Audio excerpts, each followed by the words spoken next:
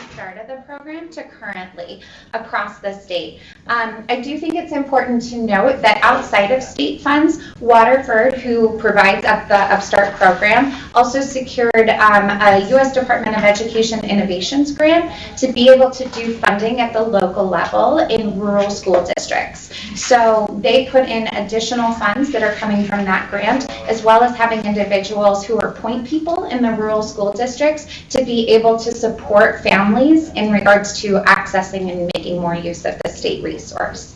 In addition to the map, I will also highlight the overall outcomes that we see. Sarah, before you get too far away from this, so Waterford got this federal grant, and this federal grant talks about making this available to more rural areas? Increasing, access and usage in rural areas. Okay. So what kind of outreach do they have to the rural areas? Because this is an all-online program.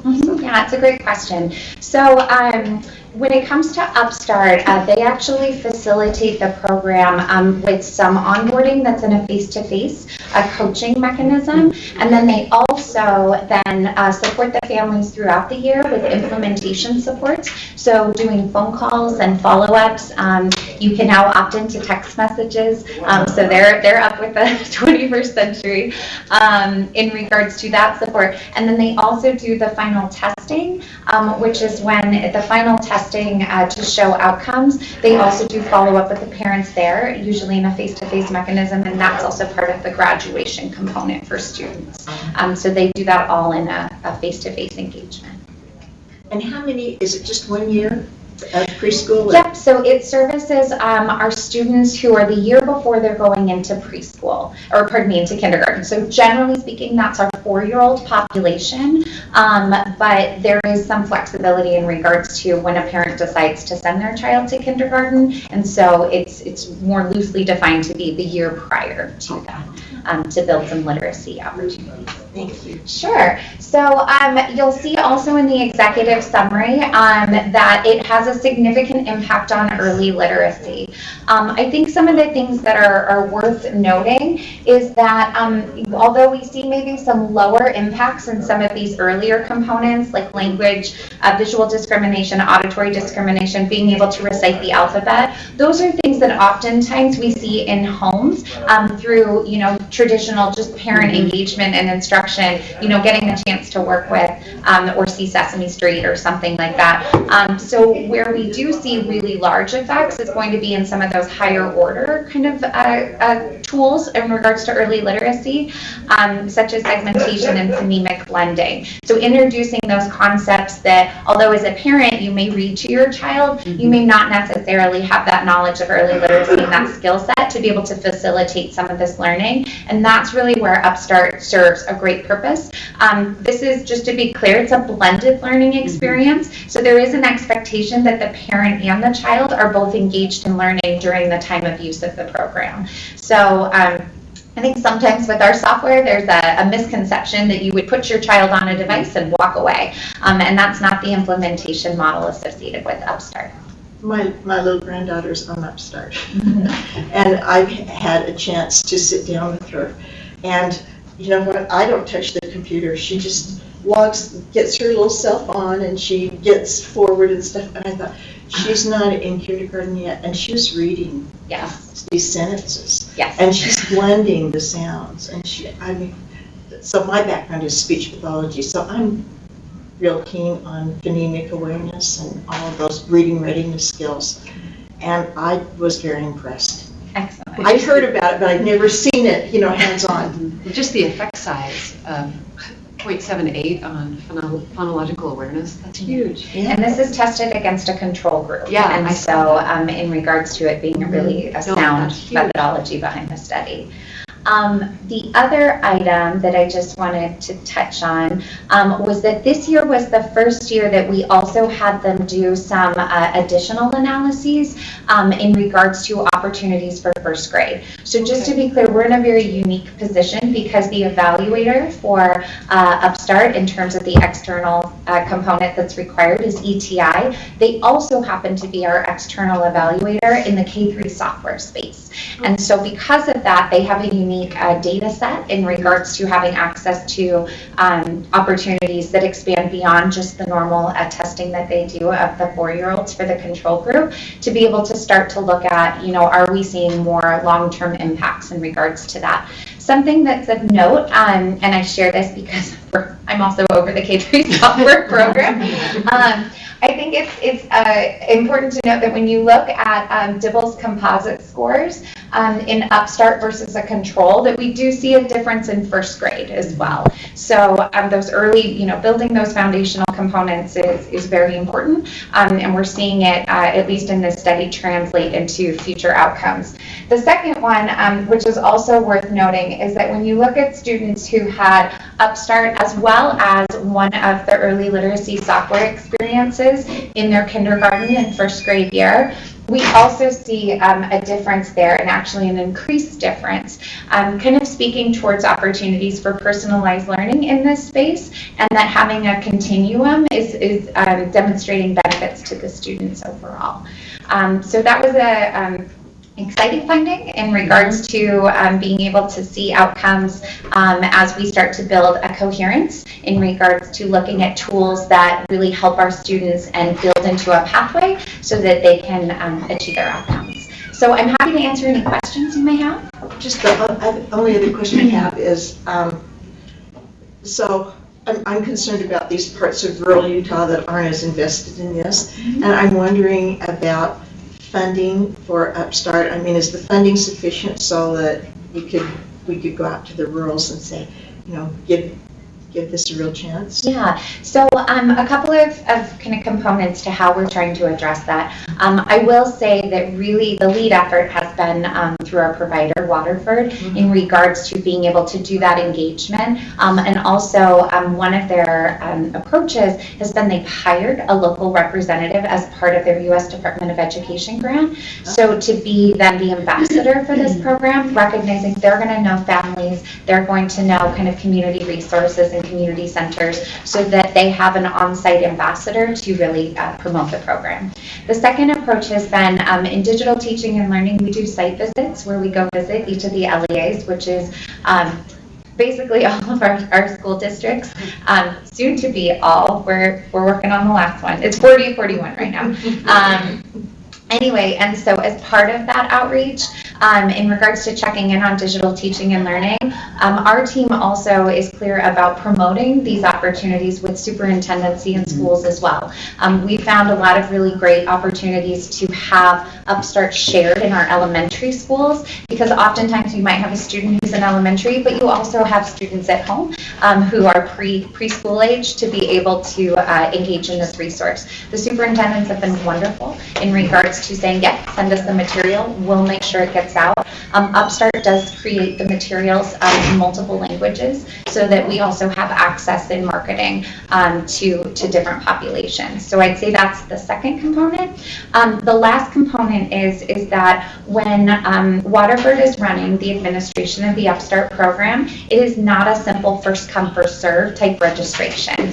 And so what they do is they actually look at the entire state, they look at our state population and the number of licenses they're able to offer in an individual fiscal year, and then they go through and they allocate the licenses based on the districts. And so that really pushes Waterford to be able to make sure that they are reaching every single population within our state, as opposed to just taking kind of a first come first serve. In addition to that, in their recruitment, they also look at the free and reduced lunch numbers of the district and use that to inform the license awarding in regards to the families that have a lower socioeconomic bracket, and giving them priority enrollment as well. So there's a legislative component here where the actual program has to serve in the state. At least 30% of the total cohort of students have to be at 185% or above, I guess is how you would look at it, of the federal poverty line. So that's justifying, more needs for resources. And that's a requirement. Waterford has continued to meet that requirement and in many times exceed that requirement. Yeah, I think I read it was about 50%. Yeah. Yeah, so not this particular year, like I believe it was a little over 40. Okay. I just remembered reading and taking note that they're there to serve, well, both populations. 42%. Yeah. So we end up with a lot of families who end up waitlisted for Upstart, especially if they're families who don't meet that lower socioeconomic kind of threshold, because those licenses are being held while they're working on recruitment in those areas. And that's, it's really to benefit making sure that the students who really, if the product's intended for, that it's getting to that space, not just who knows about it first. Yeah. Great. Okay, our questions or comments from board members? I was going to ask about that, but she answered it. Oh, okay. Thank you. Okay. This was great. Do they anticipate further follow-up? So here we've got, here we're looking and seeing that the carryover of the gains that they got in the preschool training seems to be carrying over into first grade. Yeah. Do they intend to keep following up with that kind of, I don't know if they'll follow it up in Yeah, second grade or if they'll just keep doing first grade or. It's a good question. So we have an opportunity to look at that cohort again next year, which would allow us to get to second grade. The reason we haven't done it prior has just been an end size. So looking at making sure we have enough students who have used both Upstart, because recognizing Upstart does a sample control match study, and so it's not every single kid in the state who's then involved in the pre and post testing with the Bader and the Grigance tool. So that pocket then translating into those that have had opportunities, as the service size of Upstart has grown, we are now at the point where it's like, okay, we have enough students to be able to run a statistically valid study. We will have an opportunity next year. Future years beyond that will be dependent on two things. The first one is the selection of the evaluator, which we'll run a RFP process for the program. And if it's not the same evaluator for both of the Upstart as well as the K-3 software, that would prevent us from being able to look at that analysis on up. But the second component also being that we will run an RFP for the Upstart program. Waterford is currently in its 10th service year, which is the conclusion of this contract. So we'll be running an RFP in the fall. If it was that we changed providers, we wouldn't be able to do a longitudinal effort that way. Well, I hope we don't get rid of this. Well, there will be a product. There's always a product. Okay. It's just a question of who our provider is, and we work with state purchasing on that. I read somewhere in some magazine that Indiana had been using this Waterford Upstart program with very positive effect. And I thought, that's from Utah. So they actually have 7 different states who are running different pilots associated with this effort, and having seen some of the marketing materials that have come out of that, it's incredibly compelling to see what opportunities and what types of learning gains are being made in areas of the country that haven't had access to a normal brick and mortar preschool before. So 7 states, that's pretty good. That money goes to support Waterford, right? It's not. Oh, Waterford is the provider for that, not the state of Utah. Oh, yes. No. So that's the company itself, beyond our scope of work here. Yeah. Okay, great. Well, thank you. That was really fun to hear.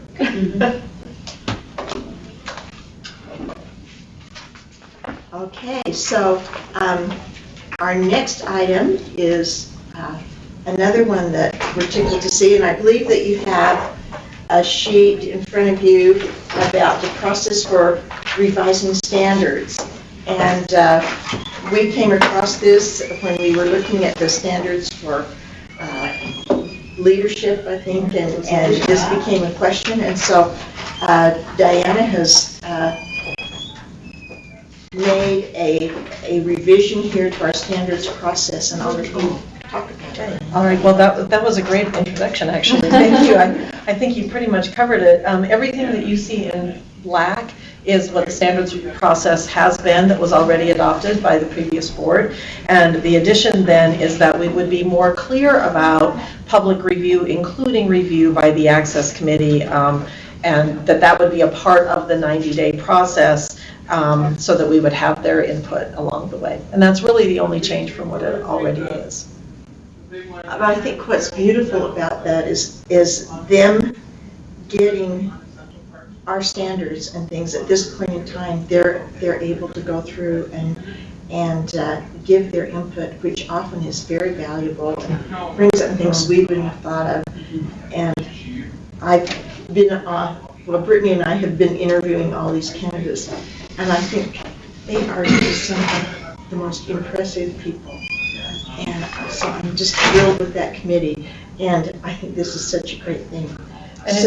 Sorry. Go ahead. It really did help on the leadership standards. I mean, it was an oversight. We didn't think of it. When David took the standards to them, they made several really concrete suggestions that improved the standards. And so, we're very happy that we did that, and it absolutely makes sense that we would do that every time. Right, and it aligns with board priority, like It does. It should be in there, so sometimes the obvious you forget. Right.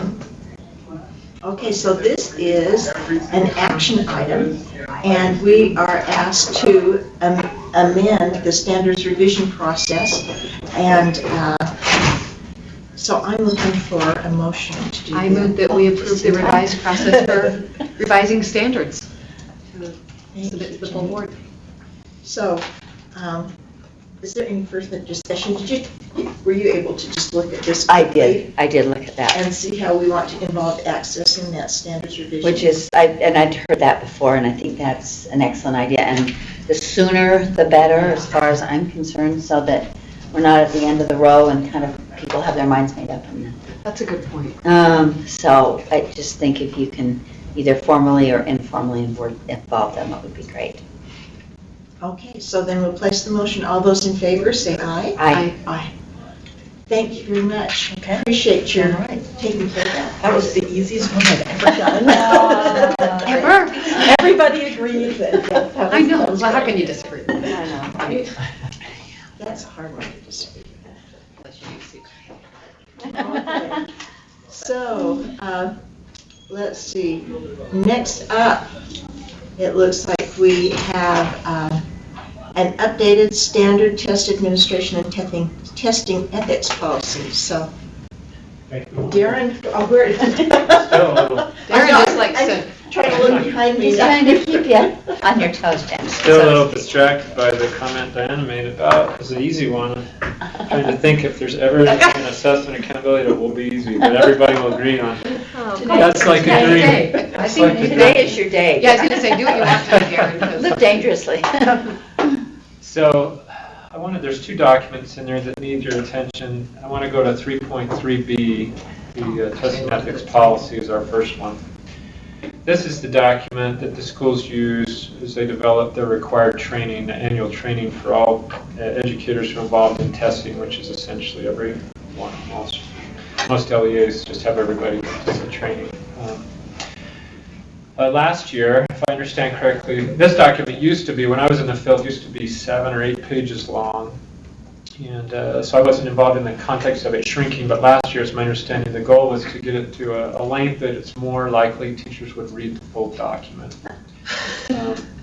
So the size of the document, we haven't made any effort to change that. We've done some things with language, so you'll see in there standardized, we've struck that and just put state assessments. Was there a reason to strike out standardized? Just to use different terms in different settings, and it seems like the most common, even in policy and in state statute, and the most common term is state assessments. And so we're trying to be consistent with that. On that first page, we reformat the students, parents, teachers, LEA, and public up into the purpose of the information there in blue. We've also cited the code or board rule through here more frequently than it was in the past. Just a thought, and just tell me what you think. Board rules are cited in various kind of ways, and I wonder if if a teacher, this is for teachers and parents, if you want to say Utah State Board of Education rule, so that they, That's a good. Oh, That's okay, a instead great of just board rule? and Yeah. technically rule, R stands for rule, and if you put rule, Yeah, okay. I don't know that you need R. Right. That's me, Okay, the English teacher in me, so so Utah Unless you're State, rapping. Rule. Utah Yeah. State Board, and then leave the R's off. Okay, That's We can just fix my that. thinking, but No, that's that's just a little technical thing. But I just think if those, then they think they understand where it comes from. okay. Yeah, that's an easy one too. We're still in the easy world. Oh, yeah, keep it going. There are a couple of things that are more substantial changes. As I scroll into the second page, before testing, teacher practices, really nothing substantial there. That fourth bullet where we want to include feedback on student performance. This is a practice that effective teachers do anyway, but we thought we would put that in there because it's part of, we think it's part of the problem with people not understanding tests. Yeah. If they're not getting feedback, especially on state assessments, if LEAs, the schools aren't using that and providing the reports we produce, I can see why parents get frustrated because they don't hear anything about it. So that's why we put that there. We just changed practice test, training test to resources. And then everywhere that we had schools, districts, and charters behind LEAs, we've struck that. We believe that we've used the term LEA enough now that most people understand what I was we're going to ask you referring to. if you thought it was commonly understood and if you think. Feels like to me it's pretty well understood. How far down the road that goes, I don't know. But so in that section there, under during testing, that very last bullet, that's in addition, based on the amendment that was made to 404, an LEA shall reasonably accommodate a parent and guardian's request to allow students demonstration proficiency. So that would be new. We felt like later on you'll see some of the prohibitions are listed in here, and we've highlighted some of those. We thought that this should be included. That's certainly open for discussion. So where are your prohibitions? Let's keep going down then. Okay. So licensed Utah educators shall ensure that, this is a new one, and this is, I'm not 100% sure you want to go this way, but that fourth bullet under that section where it says state assessments are administered in person. The language after that, we're in a world now where there are lots of entities that proctor tests online, secure tests online. I'm looking for where you are, Darren. Okay, so I'm under licensed Utah educators shall ensure, it's the bottom of page 2, Uh-huh. and we're going to the 4th bullet down, and it starts out with state assessments. Oh, okay, thanks. So we have Western Governors University, we have other entities, quite a few that are fully digital, but yet they're still able to deliver secure tests through online services. Most of those use a third-party service that has a cost associated with it. Currently, we prohibit LEAs from even considering that option, even though we have several charter schools and even LEAs that have online schools. That's a barrier then for their students to participate in online state testing because they have to physically travel sometimes great distances to be able to participate in the testing if they want to. We're not ready to, as we've started our exploration into this world of virtual proctoring, we're not ready to say what that looks like, but because this won't come before the board for another year, we're requesting you to, and the other funny thing here is that we don't have an approval process. So we reference the online proctoring approval process that we don't have established yet. Oh, I recall. So I might be jumping the gun on this, and I'm certainly open to that. We'll pull that out if you want, but I feel like we're getting close enough to a place we could allow LEAs who have funds and want to use those to proctor, to allow students to be proctored virtually. There are methods to do that while still protecting the assets of the Utah State Board of Education, which are those assessment items, which we know cost. Yesterday we saw those cost a lot of money to develop those. So we have Develop. test items. Test items. Oh, yeah. So Yeah, that's and then maintain their security. Yeah. So you Yeah, don't- so that's one of the reasons we need to have high security around these test items because they're so costly, and if we have to throw them out, it's a big loss to our taxpayers. So And you think, I'm aware that a lot of online schools opt their kids out of testing. And so do you think this issue where they'd have to go to a place to be tested is one of the things that prevent them from having better It participation? seems reasonable. I don't know that for sure. We did meet with the charter school director and his board earlier this spring. There were some testing practices that we became aware of that we had concerns on, so we asked them to come and meet with us. And they're part of a national, I think they have charter schools in somewhere around 40 states. And so I took feedback from them. I wondered if some other states, they were very responsive to us. They didn't like any connotation that they violated any ruling, and they wanted to correct it right away. By the way, they were wonderful. But so I talked to them about these other states and how are things happening there.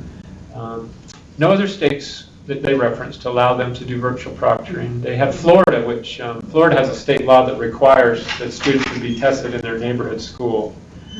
So that's their model state for that charter school that does online was Florida, because then their kids go to their neighborhood school, and that school has to proctor the tests. We have that happen here. When I was in Box Elder, we allowed an online charter school to come in and use our district office computer lab every year to proctor. We didn't charge them. It was just kind of a neighborhood, we agree, yeah, we'll work with you. And so I know that happens throughout the state, but not in every situation. And I can't control a state law on that, but I think we can consider advances in technology that might allow virtual proctoring. But we could we not? I'm sorry. Go ahead, yeah. We're more casual. This is Makes me a little nervous, a little anxious.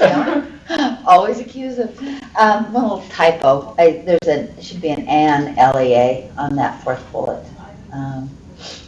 That we were just talking about. Oh, okay.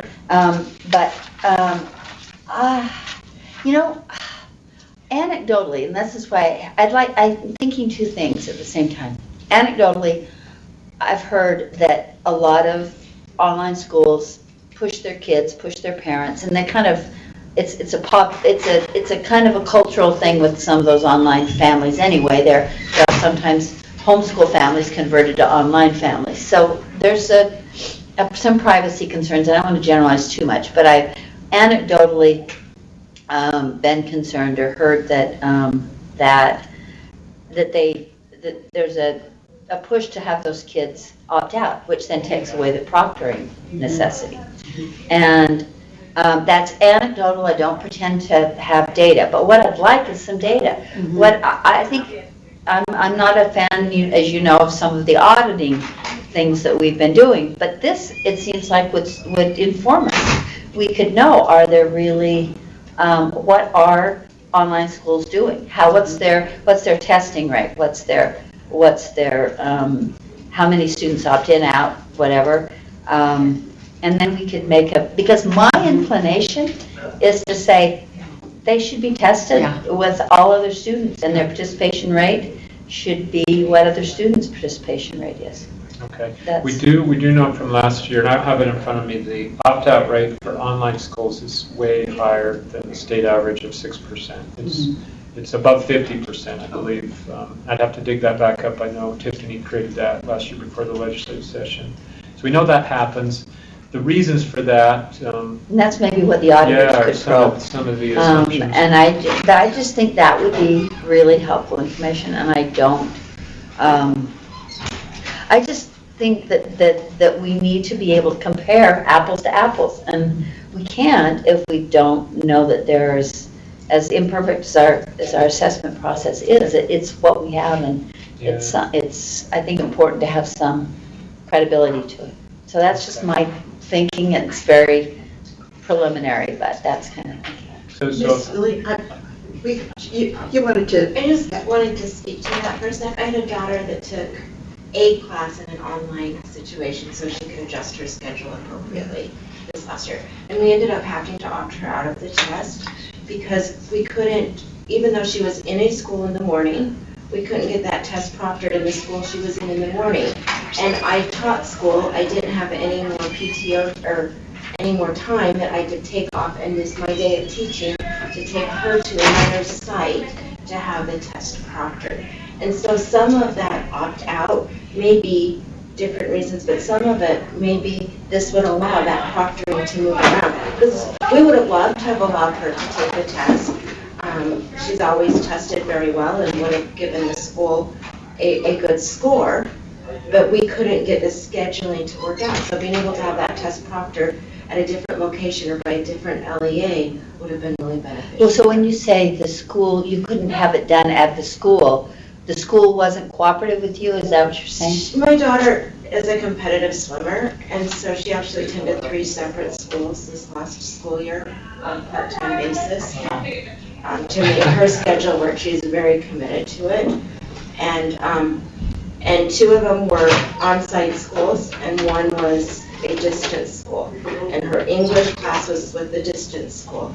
And we couldn't get that test to be proctored at one of the other 2 tests. So they weren't willing to do it, that's what I was asking. Yeah, we That called surprises and me. tried to work that out. So being able to have a test proctored somewhere else would be We beneficial. could do, and just consider, and I hear you, and I appreciate that explanation, but I think that just it suggests that if we could have some proctoring sites, maybe. Yes. I would be willing to pay some school districts, kind of like they did with background checks, it's really evolved, where now some sites were furnished with a machine, and I think they were even given some extra money. If we could provide some schools or districts or regional service centers with kind of an amount of money to provide an incentive to have them help with that.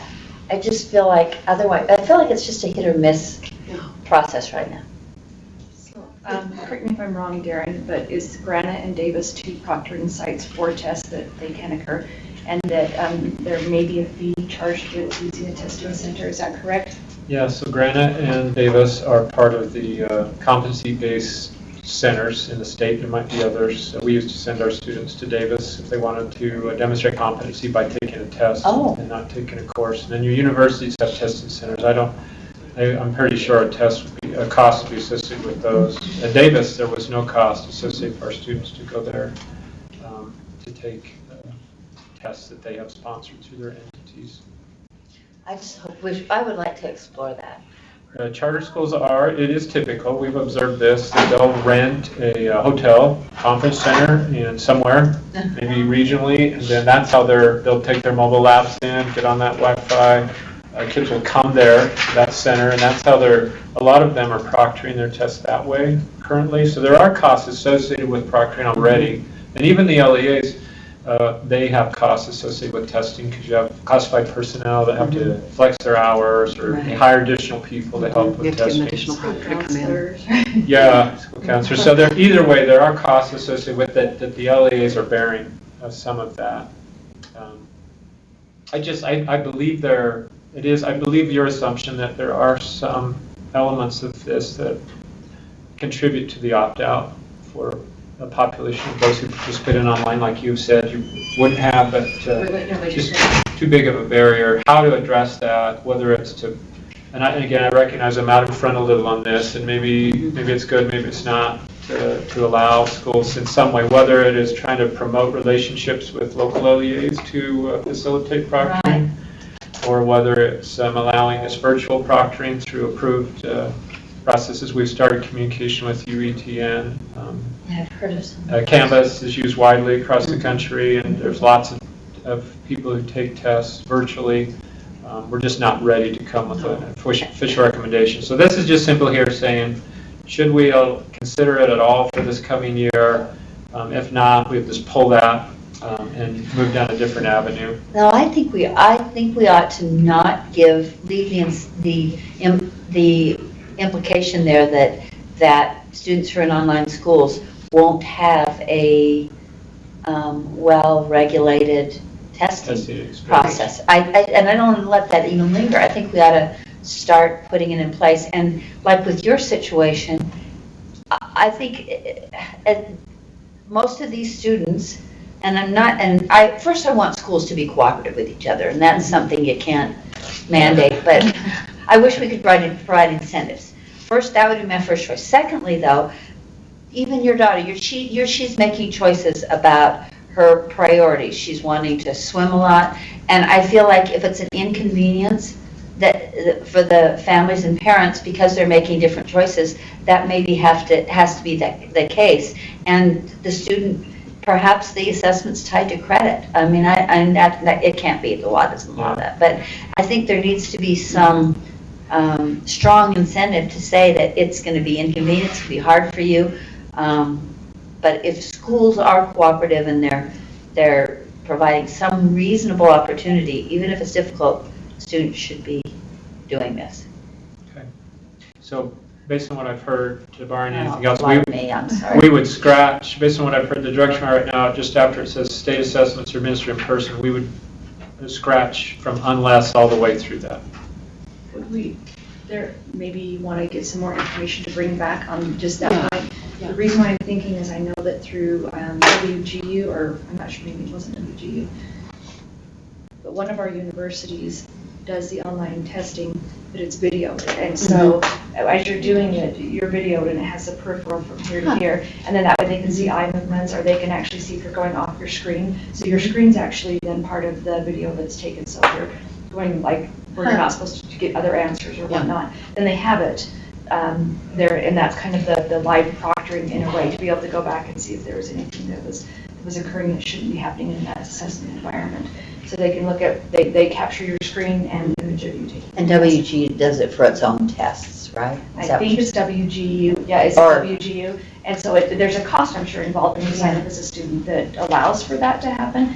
But I'm not, it may be something that is like that when an online school realizes that they might give that option, then you may also incur that cost. I'm not sure what that would look like cost-wise. It would be an additional cost, but there are some new technologies out there that may make it possible in cases where, really rural or something. And I don't want the schools and the parents to bear that complete cost. There may be some administrative cost because they're making a different choice, but I'd like us to set aside some money in the budget. We can set some money aside in the budget to allow them to be reimbursed.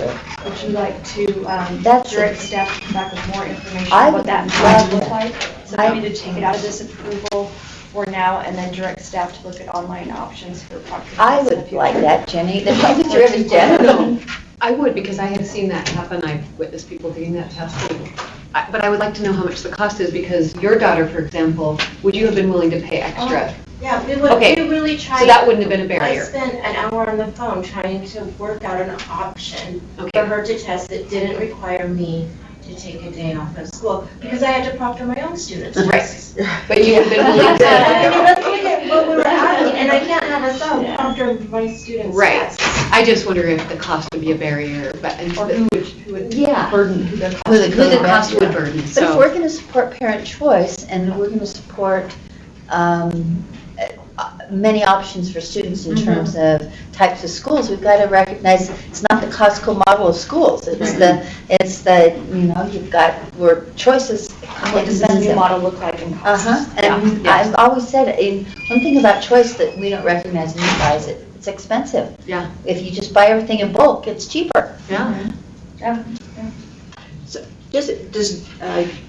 Didn't you say something about UETN doing Yes, this? Do we they have any often, experience? we often defer to them for advice with technology-related issues, and so we've begun contact with them to get recommendations. When you talk about price, we've taken preliminary looks at this. These are some common vendors that provide a virtual online secure proctoring criterion. You'll see the prices there.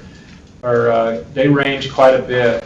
So those top four are the most commonly used vendors. So these are third parties. I would say if I'm in a charter school, or let's say I'm back in Box Elder and I've got X number of kids who need to have this test proctored virtually, and I want to submit a plan based on what I've written there. I want to submit a plan for that. I need to identify one of these vendors and the process, and then they would, as a district, right now the way it is, I would incur that cost. Because I'm already spending some money to proctor tests. As frustrating as that is for LEAs, there are costs associated with proctoring statewide assessments. So those are some of the vendors. This was something I started talking to Natalie Grange about, Superintendent Natalie Grange, in April. So these are some of the, just a brief look at those. That's not horrible. I mean, No, other than that Time. some of these, it's generally one-on-one proctoring. So times 100 kids or times, And right now, it wouldn't be unheard of for one student to have 400 to 500 minutes of testing in the spring, depending on their grade it's level. getting to be real money. So on Friday, UETN has their board meeting, and I'll be attending them. We just have the agenda for approval that I can go back and ask if we can decide on the agenda to see what it might look like statewide, if they look at UETN, figure out what this might look like as a statewide contract or something. Oh, yeah, to pick a vendor, and maybe they're already doing that with Maybe they already, WGU, I so I'll don't send a know. quick email right now. But I don't know if we're putting the cart before the horse in terms of finding out what's really happening too. I'd like to know what's really So I happening. think we should hold on with that or add online. to it, yeah. Well, and But maybe it you might be can good do to it have at the the same information time. regardless. Yeah, maybe do it at the same time. I just want to make sure that I don't want to have a knee-jerk reaction in that, oh, they're not taking tests, or I just would like to know how many are, and you're telling me, that the opt-out rate is high, but I'd maybe like somebody to probe into why. And would this make a difference? Would this be worth the cost? Yes. Kind of. Is it something that mean, it sounds like are there her situation, parents, and like I said, I just can't get out of my head that I feel like some online schools are saying, we know this is expensive and hard, so why don't we just do the easy thing and get our parents to opt out? Yeah. Well, although I think all of us can see the writing on the wall. This is going to be something that we have to address. Yes. Because more and more things are happening online. And so we might as well start delving into, what the issues are and seeing what we can provide for students. So before we move off this item, let me make sure I understand my assignment. Did we decide that we're getting a little preemptive in having that unless written approval is given? And then we'll scratch that, but we'll move forward with getting more data about our virtual schools, their opt-out rates, and then also answers as to what are the things contributing to that. And then we'll also get more details about virtual proctoring and options that exist there, and bring that back at a future time. It might not be till next year, the regularly scheduled time that we review this, or it could be before. Okay. All right. Okay. Let's keep scrolling down there as we get to the top of page 3. We scratched some things there that we moved down here below. Here's right below the red there. We've got a proctor is present and active proctoring takes place throughout the test session. So this again, if we, that's the expectation and standard we have currently for testing. We've changed the language a little there because of some concerns that have come in to our office upstairs over the testing window. Test administrators and proctors review the following test preparation guidelines, TAMs. So again, we're just trying to get language consistent with what they see in other places. The test results, we don't have any suggested changes there. Licensed Utah educators shall ensure that. We've added just a little bit after each test session. Where this is coming from is this year we've had some issues with students are allowed to bring in scratch or blank paper, or a teacher can give them blank paper.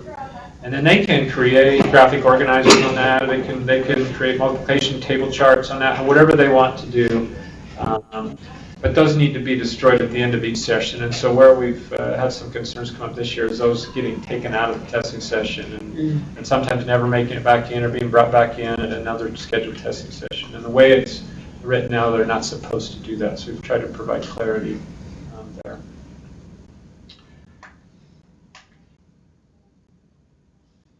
You'll see on the top of page 4, the graphic organizers, we put that in there explicitly this time.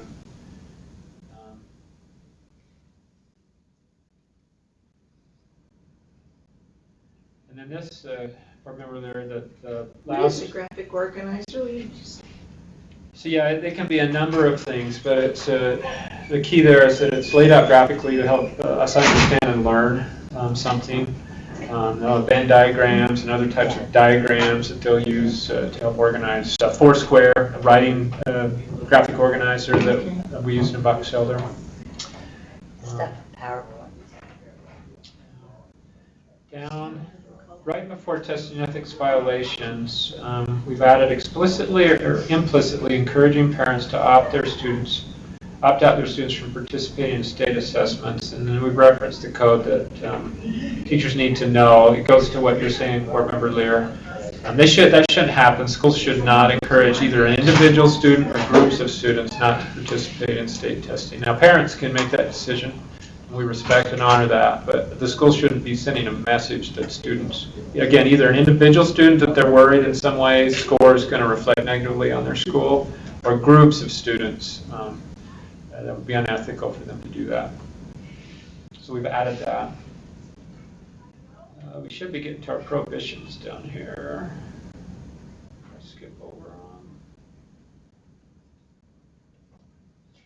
This occurs to me that while we're talking, that of all the stuff that is audited, this seems like one that we haven't ever gathered much information on. Am I On the wrong? practices that are happening. Yeah, I mean, looking at this one, and I have a lot of friends who are teachers. I'm looking at the third bullet down on page 4. This is displaying materials on walls or other high visibility surfaces. According to my friends, whom a lot of them are elementary teachers, they've got charts all over their room that stay there during the testing. Nobody worries about it. And I don't know if I care or not, but it just seems like this is not saying the same thing. Well, yeah, and the common knowledge was if it's been up all year, you can leave it. Yeah. But I don't know that you're allowed that. It certainly doesn't say that So here. there's some, yeah, exactly. Uh-huh. So they're not wanting to be unethical, but. And, do you take down the, I don't know, I'm A lot just, of the elementary teachers just take chart paper at the end. Yeah, just and go cover it. Cover everything that might. Now that, Yeah. because we used to go to a testing center, but now a lot of the testing's being done in our rooms, and so you have to Uh-huh. rethink, oh, I've got to cover this, I've got to cover this. and you probably don't even see it after. No, because much it of the becomes year. part of your. Anyway, I'm metaphor. that's why I just think this, to me, would be a valuable audit or review, or call it whatever you want. Yeah, and we have members of the assessment team have been out. Now they're scheduled visits, so we've been doing observations of testing across the state, both Okay, rural so and urban maybe- charter schools. But we tell them, we don't go there for the purpose of auditing them. We go there to observe what the barriers are, how it's functioning, how it's working, and try to make changes or adaptations based on what we see. Well, I prefer that. So maybe I'm using the wrong word. I like that approach better.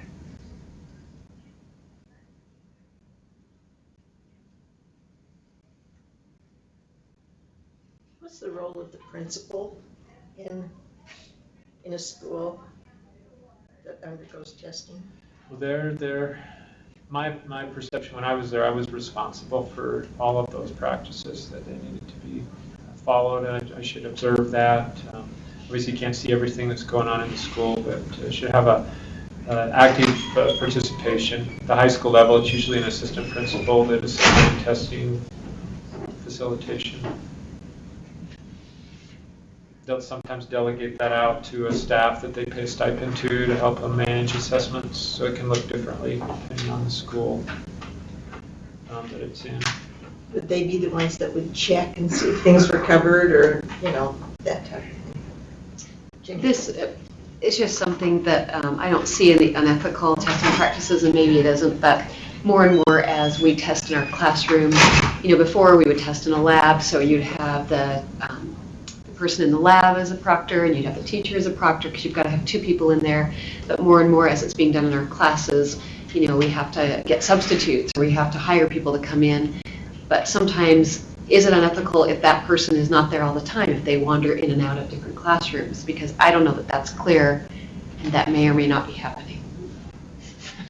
Oh.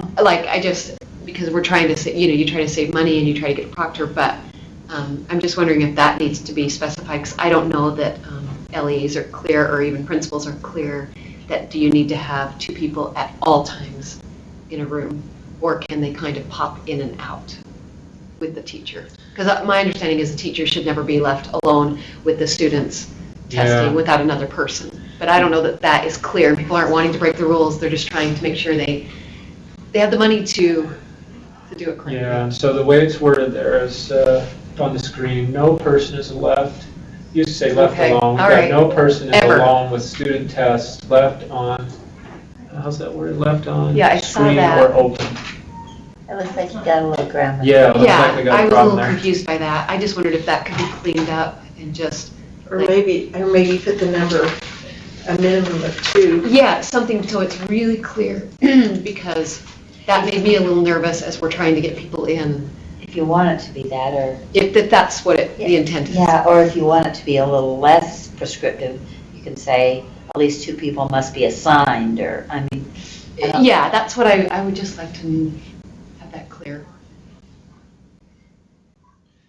So yeah, if we go with that suggestion of at least 2 people are assigned to proctor, it gives them a little more flexibility if we're okay with that. Okay. That they might not be in the room together at the same time all the time. Like they can go in and You out. might have a proctor who's proctoring 3 or 4 rooms from a screen in the library, setting up the session, starting them, and then moving through with an educator, which we did that in Box Elder under certain circumstances. We just tried to make sure that, to protect the teacher, that they weren't in the room with their kids. So we sometimes would rotate That's smart. to keep Okay. them from being accused of being inappropriate. But that is okay to have somebody kind of. Well, that's how I did it. I don't know if it was okay or not. That's what I want to know, because teachers and principals are being rude, but, no, that's so honest. They're rule followers. We are rule followers. But you didn't hear that, right? Right. So yeah, if we write it that way though, at least I 2. don't want them frightened either. I don't want them scared No. straight. But sometimes fear goes away when you're clear, Yeah. to me. Yeah. Yeah. When you Well- know the rules, you can abide by them. Yeah, and then I think, if you're in there and there's a possibility that something would go straight, if you have another person with you, it's like, we're both here and we can both check and make sure everything's okay. Yeah, it certainly helps when you have to investigate if there's another adult in there. Yeah. And Exactly. somebody's made an allegation that a teacher wrote down a question or did something, which I had, that's happened, and to have another adult there is certainly safe for the educator. So, would you like me to take that sentence then, that no person is left alone, and change that to at least 2 people? How would we word that? At least Which bullet are you? we are on page 3, third one down. Top of the page, the third bullet. No person. Let's see, so it starts out with.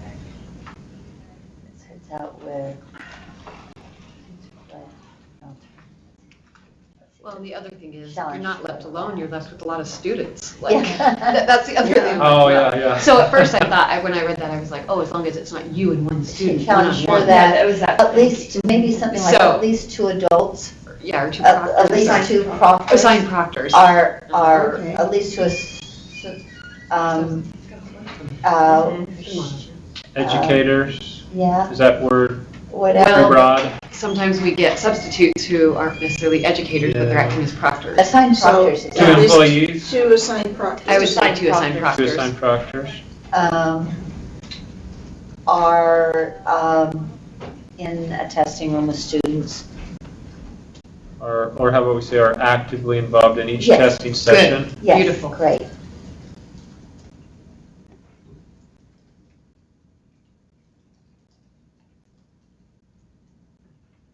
In each testing session, okay. I'm kind of always a fan of writing things in the positive too, if you can. Karen, I'm looking at number 4, page 4, Page 4, and if you go to the first set of bullets, okay. and the third one down on that first set of bullets, the third one from the bottom, so I guess the third one up, where it starts with explicitly or implicitly encouraging students to not answer questions. Is that, I know a lot of the teachers do testing prep and encourage students to skip if they don't know an answer. Is that not a testing practice that should be encouraged? That's a good point. Especially now we can go back and forth. Yeah. Yeah, I don't know the context of that being in there explicitly. First of all, it should say not to answer, Not so you don't to, have It's so probably you don't like have a split you didn't infinitive. Yeah. Stupid question. You could almost, Without knowing the context, I think you could scratch the part about answering questions and just leave engage in dishonest testing Yes. behavior. Yeah. Explicitly or implicitly encourage students to engage Not to. in dishonest testing practices, because this is the prohibited section, Unethical right? practices include, it starts out with them, but are not limited to encouraging. I don't know, you figure out how to say it, but I agree. I think it's a little confusing. Yeah. So I think the intent is to say, like, a teacher says, because I've thought it before, well, that's a dumb question, don't worry about it. Yeah. But like, I should never say that, for the record, would that be? And there are no dumb questions. Sorry. This is Spencer. Oh, This is Sylvia. sorry. I'm just trying to be Spencer for a second. So if we just scratch that middle section, so if it says explicitly or implicitly encourage students to engage in dishonest testing behavior, is that, Uh-huh. okay. Dishonest, there's no- I know. better word, inappropriate. Now, Carol, you had asked earlier, where are the prohibitions on the opting out, and I don't find those. I thought they were in here. When we added the bullet about reasonably accommodate a parent guardian's request to allow students to demonstrate proficiency, without the other prohibitions, I would recommend we actually scratch that, or we go back and we add, the reward or punish, all the prohibitions that are explicitly created in 404. Yeah. Wasn't that in another document? Which reference the. Yeah, I think that was, it was the, like. It was in It's that, in the the rules. fact. Yeah, it was like the fact guiding sheet, document. guiding document, yeah, we just have to. So But yes. if we could reference that. Yeah, or Or do put it do at you the think end. I should just scratch that? Because it looks like we're tipping the scales one way. It looks like we're trying to communicate in a way that I don't think is our intent. Right. Oh, where you've got the, they can get a benefit from it, but you don't have the Yeah, prohibition. yeah. Because there are people who feel like we're trying to undermine parents' ability to choose not to participate in testing. We don't want that message to be in this document. Definitely don't. Or, you know what? I'm one that would like you to say both things, that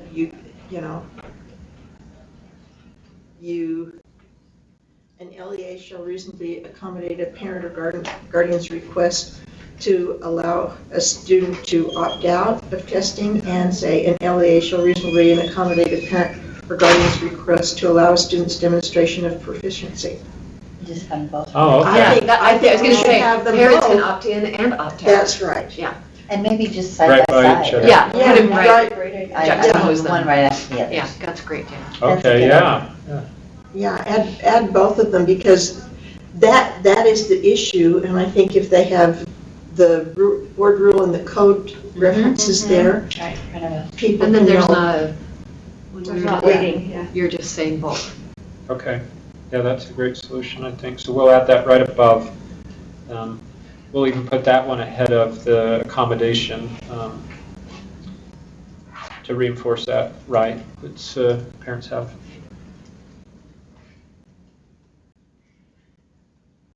Okay. You see any other changes in there that you would like us to make before we take it to the full board? Welcome to Scott, who's joined us. Do you have any thoughts about this document No, to do proctoring for tests? You probably have been Proctored involved in many. that. Yeah. yes. So yes, Scott, you missed the discussion around this recommendation right here, where we started talking about at some point we may need to consider allowing virtual proctoring with approved providers. And so we talked about adding, unless written approval is given to USBE following an LEA's completion of an online proctoring approval process. But I pointed out we're out in front because we don't have a proctoring approval process yet. Right. So we were, assessment accountability thoughts where we put this, if at any time during the year the board wanted that, now would be the time to put it in, and then we we work on it. But the decision was made, we'll pull that, and we'll continue to work on assessment accountability side to identify the barriers for virtual proctoring and come back at a future time to discuss that. Sounds good. Right. Okay. The other part that goes with this is having to make changes to 404. 3.3A is the document in board docs. And Mr. Rasmussen helped us with this. I don't know if you want to talk about. Basically, you're only going to see 2 changes to that rule. We've updated the date for the testing and ethics policy manual, assuming you approve what Assistant Superintendent Nielsen is proposing. And then we've made the recodification updates to update the old statutes based on the changes made in the legislature. Yeah, you'll see that you're well ahead of schedule this year. Last year, it was November 2nd that this was approved, which does put challenges on LEAs because it happens after most of them complete their required trainings. And if this goes, we would like to see it, July 16th would be when it would be approved by the board, and that's that date that you'll see in there.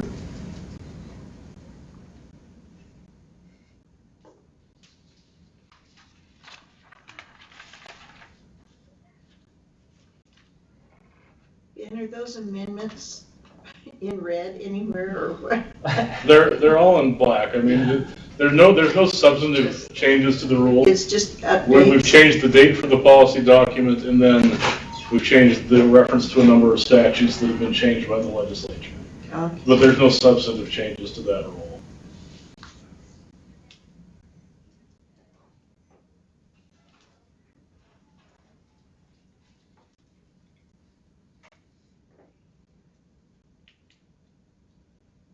Okay. Any questions or concerns about the 404 rule?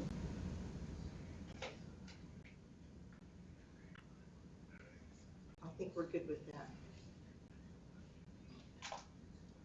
One note, I know that if you make a motion on these 2, we're asking that you include your motion that they be approved by the full board on the consent calendar in July so that they can meet the timeline that the assessment department has looking.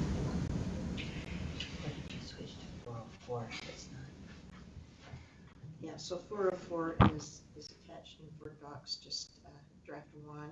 Is it, oh, Yeah. I've got 463.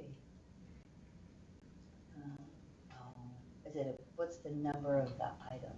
3.3A. 3.3A, 3.3. Oh, 3.3. and the specific one's 3.3A. So that's the 244. Okay. Oh, no, wait a second. Easy does it. Got I'm it. not seeing 3.3. And that is, good. So this is. Yeah.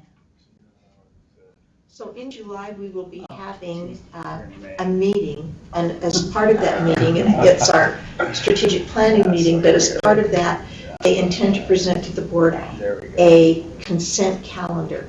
And the reason for the consent calendar is so that some of these things can move forward.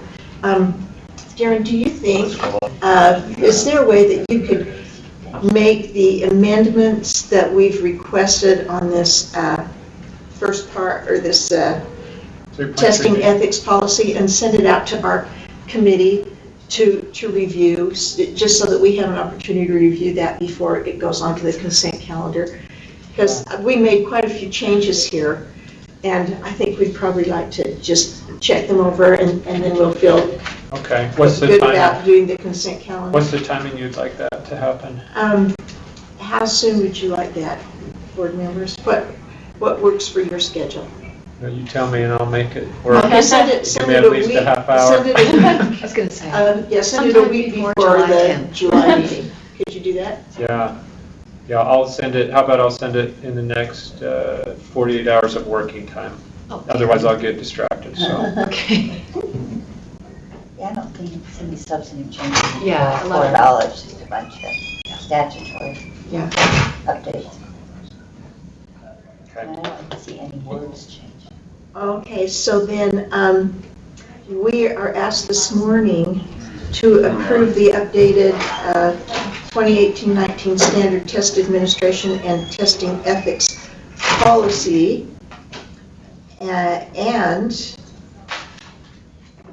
I guess that rule as well, right? Do we need to do them separately? Do we need to do, There should be two separate motions. okay, so first let's do the updated standard and You know, the one's, administration testing ethics policy. the one's not on the agenda. It's not, yeah. Well, it's there, but it's not on the recommended action. Yeah, the rule is not on there. It's not an It's action. not on as an action item. The So- rule is, The rule is. the rule is, but not the The policy. policy's not. Oh, Is that? My action says review updated standard test administration. I think where the model language has been provided on both, I would agree. I think that the public's on notice Okay. for them. And it's So listed the- as action as well. Yeah, and I was thinking that how Angie had worded it is that the rule is here, the policy is incorporated into the rule. Okay. And so that's. Yeah, and so the Yeah. recommended action says the rule, but if you look in the background, the first sentence in the background actually asks for approval for the policy. Okay. Yes.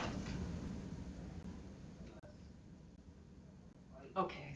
So Ben, do we still need two separate motions? Yeah, I would have a motion for the policy and a motion for the rule. All right, So so should we start then with the easy one? the first motion will be to approve the updated 2018-19 standard test administration and testing ethics policy on first reading and recommend approval for second and final reading on the consent calendar in July. With discussed Yeah, changes. we've discussed Wait, changes. oh, yes. Approve the updated and amended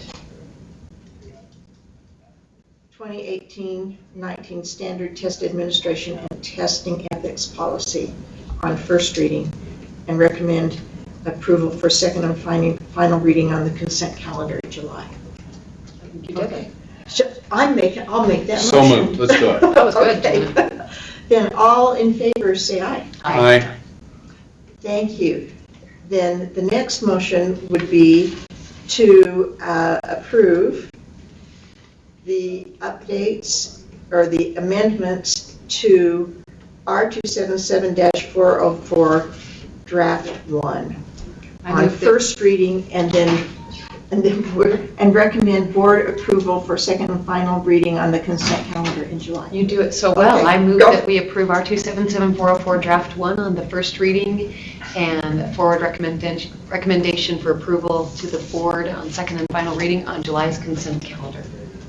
Thank you. All in favor, say aye. Aye. Aye. Okay. Darren? Right, Not thank too you. hard. No. Darren, would you include me on the email where you make those changes? Oh, yeah. I'm trying to figure out just what a town.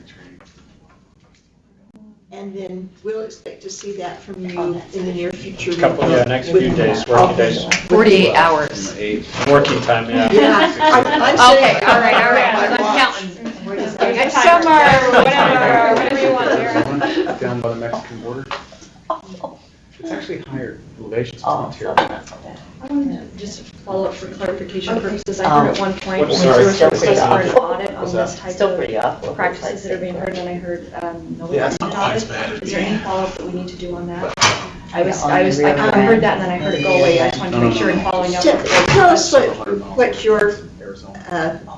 thoughts are, Tammy, in terms of Yeah, audit. Deb went into that data, and Debbie's going to give a wonderful presentation in your work session this afternoon. And I think that was certainly that kind of, it was more of what we would call a consultation, and developing that information, that data, and validating that data as to the assessment compliance throughout the state. I mean, it is certainly within the purview, and then to what extent that is, if it's an audit or if it's just a consultation. And I think that would be wonderful, like you said, it's something that drives your policy. You should be given some good data that you can rely on. I just want to make sure, was there direction by this committee or staff But to follow? so I noted it in my Tammy notes is saying that this request. is something that could be done that would be, they'd be I happy think to it'd give be the. great. And board member, she's not here, but I mean, she's the chair, and so, yeah, it would go to that audit committee for approval. I think that'd be Part of great. a plan, part of the audit plan, but.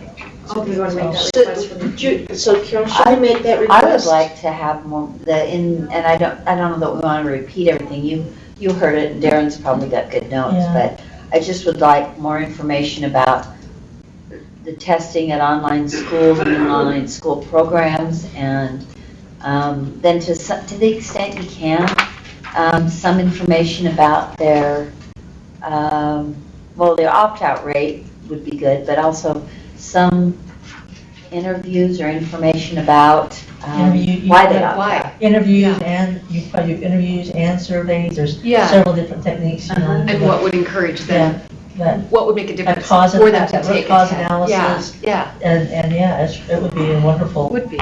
to take on and do that. So I've noted it for Debbie, but yes, it becomes more informative for me to, through the audit committee, and they'll accept that prioritize that as an audit. Okay, so Sherry, let's have you make a note that the Standards and Assessment Committee requests that Audit Committee consider the possibility of auditing the issue of online proctors. Online testing and the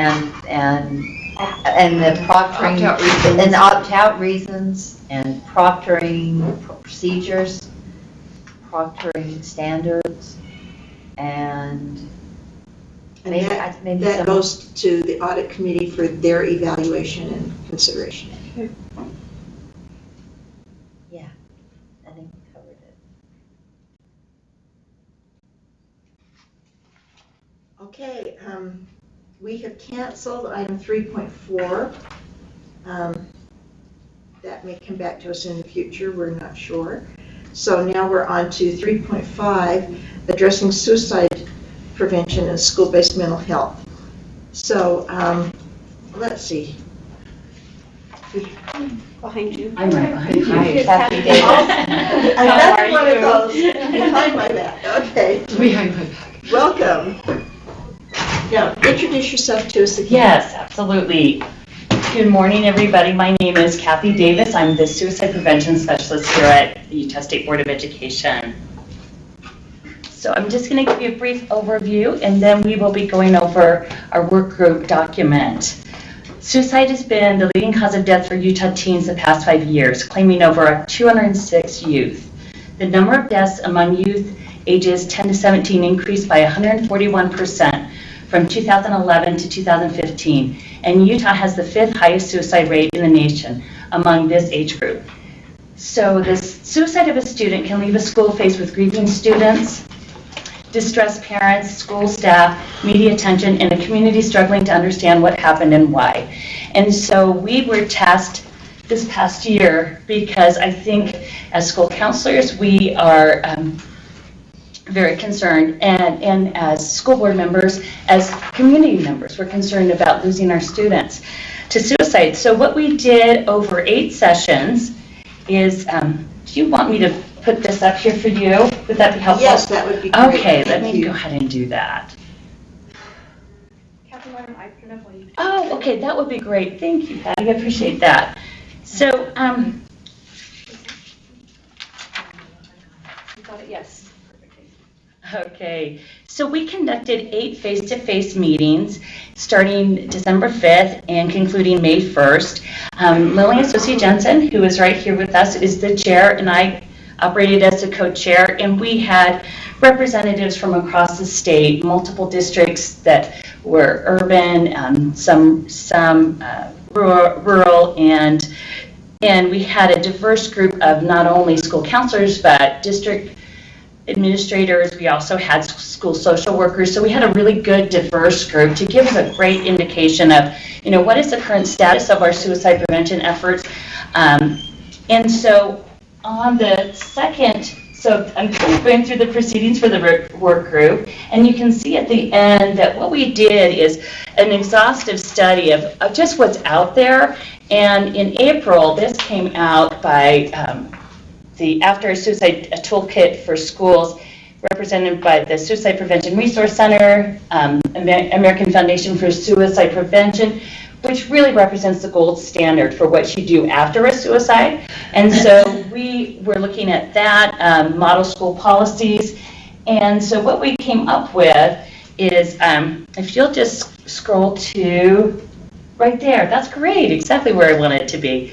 We came up with 3 main areas of recommended priorities, and there were 12 in all, but they're divided into 3 main categories, namely the general framework and programming, education, what we can actually do in education, and then, of course, as always, funding. So in terms of education, the priorities that we discussed were deliver a K-12 approach to prevention, foundational skill building, and social literacy. The second thing is to implement trauma-sensitive school training, because we recognize that our students may have high ACE scores, adverse childhood experiences. So they're coming to the school classroom with all of their experiences as well.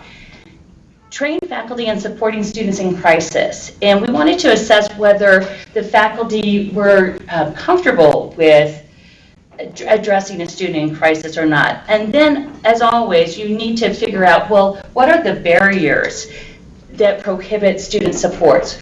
Why, what are the things that we can do? And then lastly, provide student education as well as parent education. So what I did a couple months ago is I sent out a survey in December of 2017, and I received about 111 responses. So it's a pretty comprehensive survey of all of those schools, just to see in terms of these 4 main questions, just is cost something that is an issue? How much is your program costing you? And on average, I would say that it depends. Anywhere from at no cost, there were a few that were able to do that, but for the most part, it was costing at least $1,000 per school. And with this last legislative session with House Bill 370, that allows that up to $1,000 per school. So I think that's going to be really helpful, because prior to that, there's only been $500 provided per school. But 1,000, is it okay if I? Yeah, go right ahead. Oh, absolutely. And 1,000 per school isn't very much either. Absolutely, right. Yes. I mean, what can you do with $1,000? Well, More than 500. more than 500. So it's a start. So basically, and the one thing I think that I really want to highlight is the Safe UT app. I think you've heard a lot in the news and in the media about that, but currently we have well over 85% of our schools utilizing this app, according to this survey. And I think that's really helpful for me to know that as we're going into the summer months, that the students have a resource for them when they do have a crisis. The third question is, does your school have a suicide postvention plan? In other words, do they know what to do for the immediate crisis response, appropriate handling of student memorials, that's after a student dies? Lots of times everyone wants to do something about that, but is that appropriate? How are they communicating to parents and the community? And then finally, what are the steps to restore the learning environment? And so it was interesting, it was mixed responses. I would say about 58, roughly 60% knew that they had a plan, but the majority really knew they had a plan, but they don't know about it. They don't understand about it. That is also an area where I think we can create increased training and response. And then the final question that we wanted to address is, what additional training, professional development, and support can USBE provide to improve suicide prevention efforts? And these were the top responses. The top one being additional counselor and or social workers. We need boots on the ground, those that are able to be specially trained in mental health response to address these needs. We also need to provide continual professional support for both students and teachers. Elementary age curriculum and understanding roles for suicide prevention in elementary schools. I sat on the elementary school grant committee to look at all of the grants and read the grants, and I'm so happy to see that that is going to be going into effect this year, because we're seeing that our kids are presenting anxiety symptoms and depressive symptoms, as noted on the SHARP survey. Our depressive symptoms are going up across the board, across all age groups.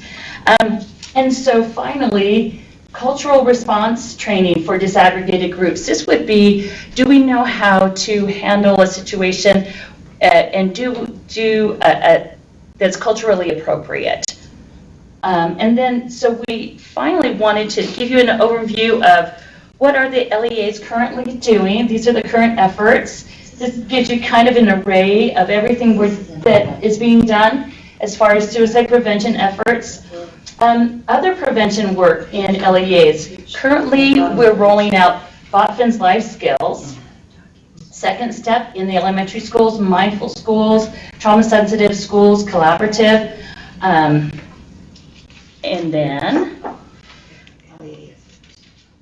then as far as here at USBE, we've offered a plethora of professional development, and it's kind of outlined there in a bulleted list of all the different things.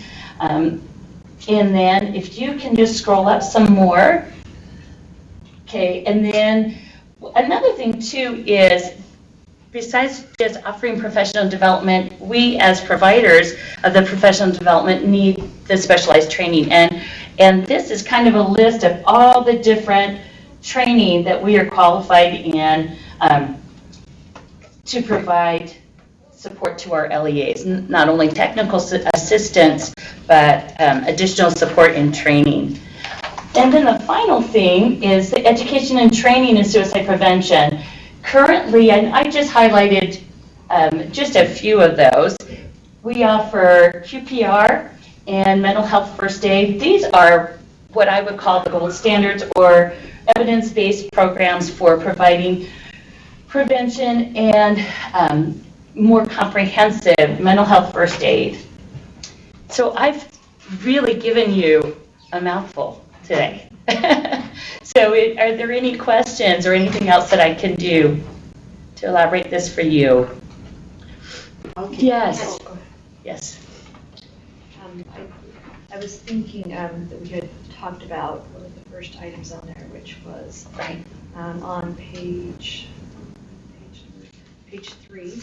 Yes. And the top responses being additional counselors and or social workers. Board member candidates probably speak to that, kind of the conversation around the use of counselors currently, maybe what we could do as a committee or as a board to kind of put some guardrails around that. Oh, absolutely.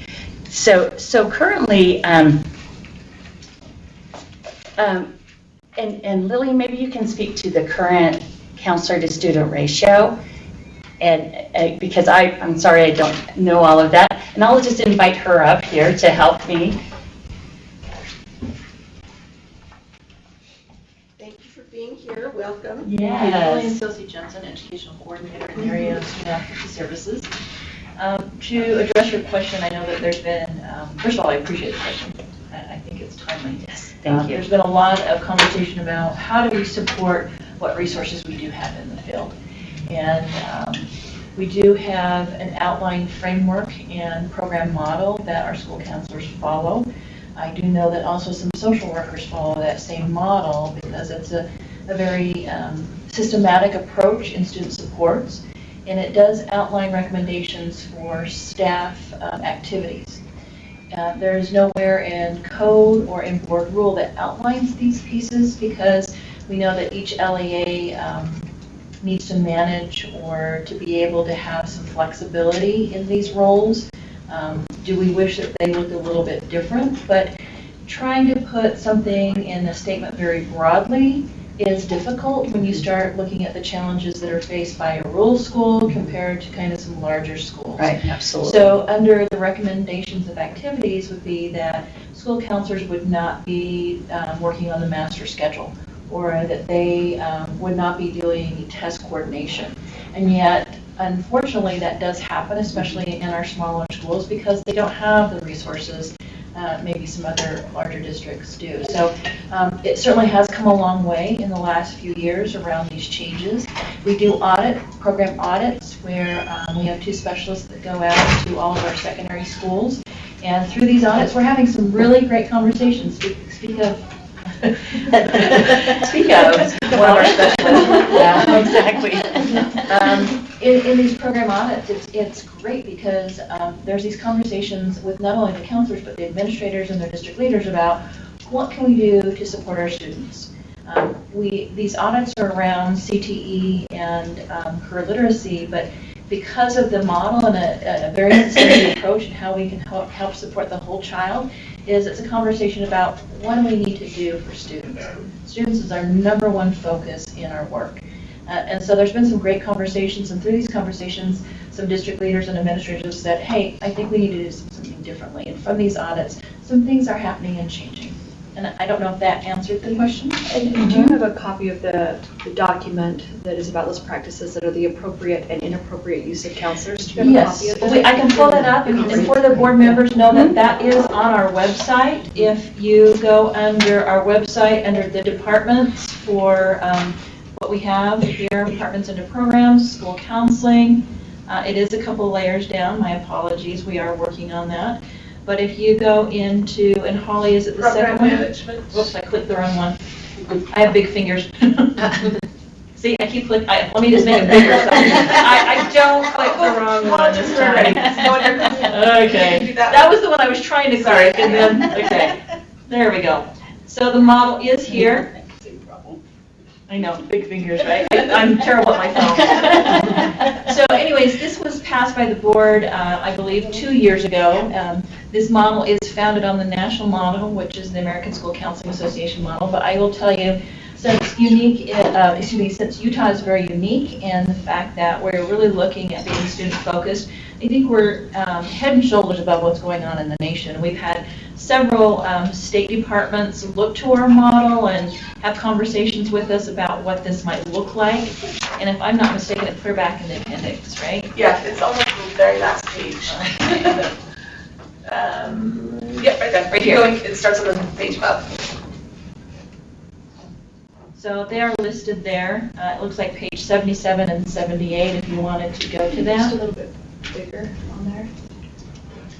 The reason I was referencing this and then referencing it according to the conversation we're currently having with suicide prevention and Yes. and the report that was just given is during a high anxiety time during testing is when our students are having less access to counselors because they're being used as proctors for tests or in test administration.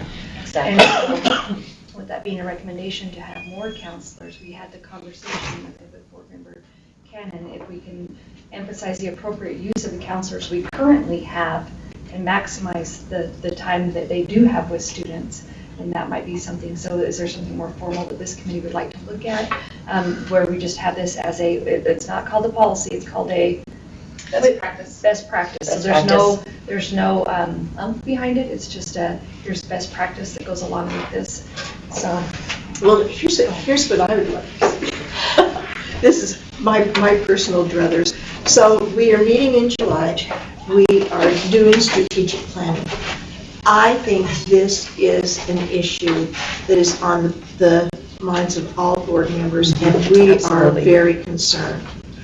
And I would love to have some kind of a strategic goal around what we could do in terms of policy for the state board to address the issue of suicide in our schools. So what kind of action steps could we take related to policy, which is our purview as the State Board of Education, Right.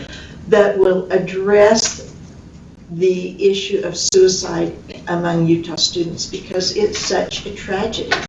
And I know one thing Leah Voorhees suggested to me when we were meeting, she said, one of the most cheap and powerful things you can do is have a mental health screening for all students. So, Oh my gosh, can you imagine the firestorm that would set up? well, I can imagine, but I'm not, I don't have any problems. That would be a firestorm. That's not gonna happen. There'd be parents opt out of that like you wouldn't believe it. But what about those that opt in? You can opt into that, Right, all the ones that don't need it. but people, there would be, in my estimation, they would be looking at that as like, oh, they're just gathering information on my child, and they want to know more about them, and I just, No. I don't think that that would happen in a million years, although. do you not think that coming from the idea of the rampant suicide in our schools, do you not think that would mitigate some of those issues? I don't. I think we try though. We could try. offer, I mean, I think having it We available offer.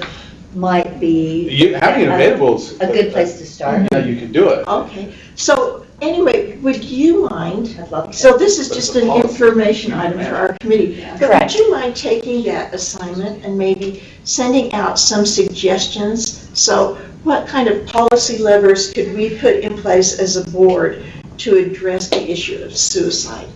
And what would the action steps to those policy Okay. levers be?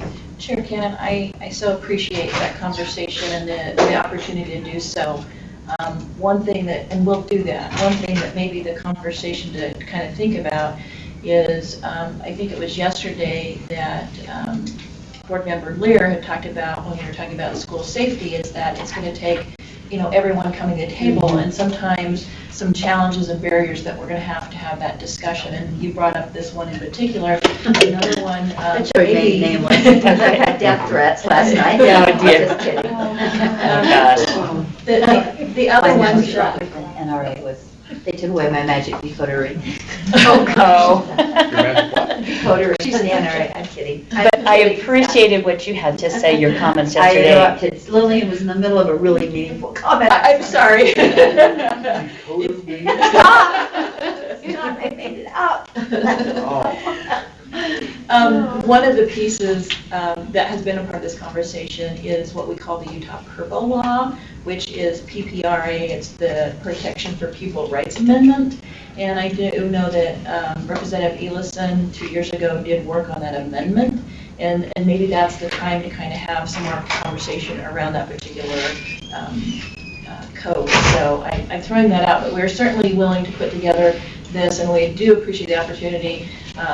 I cannot thank you enough for your support and conversation around student supports, because there's a lot of work to do, so thank you. Oh, I hear about these things and it just devastates me. I feel so terrible for these kids. Whatever we could do, yeah. Well, one of the other thoughts that, and this is a little bit random, but Board Member Wright, the chair of the Finance Committee, is has a real concern about grooming, about educators, employees, school personnel who may be grooming students. And I know this is feeling very disconnected, but what I think the discussion has to include is that sometimes someone perceived as grooming is an inch away from being a person who thinks he's helping someone who has depression, a student who has depression, a child who has depression. So sometimes it's not clear, and it's not always a he, but is an education employee a groomer, or is he a helper? And I think that a better understanding of this, that kind of training, and I have anything other than training, which feels so lame, but sometimes that information for schools just might be helpful so that they can try to distinguish, not discourage the helpers without encouraging the bad guys or bad women. So I just think that's something that's not well understood in school communities either. And Jenny, do you want to? Yeah, and kind of on that same line, I mean, you've got a couple of counselors in a school, sometimes maybe more, but you have a lot of teachers. Absolutely. And I think sometimes we forget about our most important resources, but I am learning more and more that teachers are scared to be perceived that way. And you train your teachers, sorry, right, you train your teachers, you inform your teachers, you teach them best practice, you equip them with some of these strategies. Right. It's gonna be mental health screening every day. But many teachers say, I'm not gonna touch that.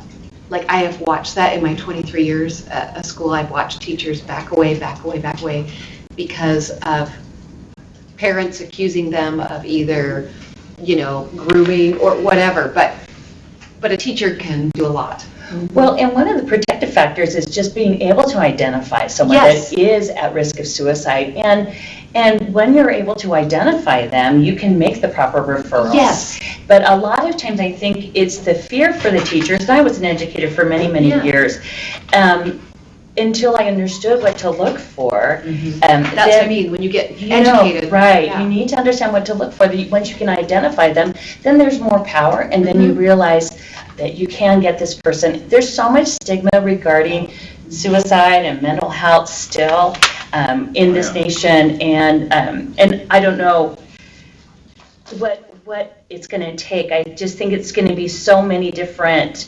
It's not just identifying those at risk for suicide, but also our students that are struggling, and they're starting to have depressive symptoms. And was on the SHARP survey, we noticed that since 2011, when we've been monitoring for the suicidality of our students, it's increased across 6th, 8th, 10th, and 12th grade students, these depressive symptoms.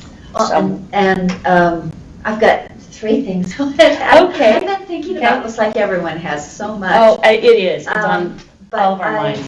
I think one of the challenges is, as it relates to what's always been called Utah FERPA, is that, like Jenny said, when you say teach teachers to recognize symptoms, but to recognize those symptoms, they have to talk to students.